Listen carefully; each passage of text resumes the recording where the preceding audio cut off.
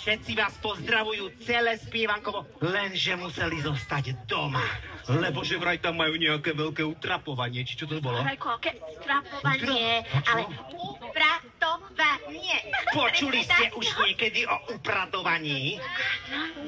To za vás nerobia maminy. Vy si pomáhate navzájom však. No, decka, a kto z vás už mal niekedy narodeniny? No, neverím. Eliška, pamätáš sa, keď som mal ja narodky? No, pamätám, Zahajko, priznaj sa. Som sa trošku urazil, že? Trošku. No. Ty si sa ofúčal ako taký balón. No, ale prečo? Lebo som si myslel, že všetci na mňa zabudli, tak som sa urazil. Potom som sa až ofúčal, nafúklo ma ako balón a odfúklo ma do lesa. Nevedel som sa prifúčať naspäť. Museli ma tam v tom lese hľadať dvaja policajti. Ale Našli aj moju čapicu a ukázali mi celý les, krasoles, v ktorom vládne múdra sova. Urob ako robí sova, zamávaj krydelkami. Aj krydelkami.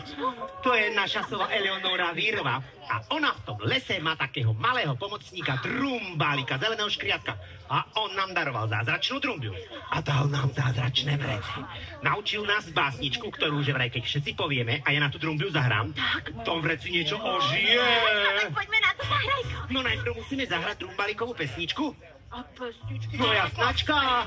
No drumbalikovú predsa. Ja tu nemám žiadnych tanečníkov. Pozri, koľko tu máš tanečníkov a tanečníc. Sú to nejakí tanečníci? Decka, postavte sa na mieste. Na mieste budeme tancovať. Pozeraj na Elišku. Poďte za Eliškou. Nie na podiu. Poď, dole. Dobre. A potom vám vyrozprávame celý príbeh. Ideme na to.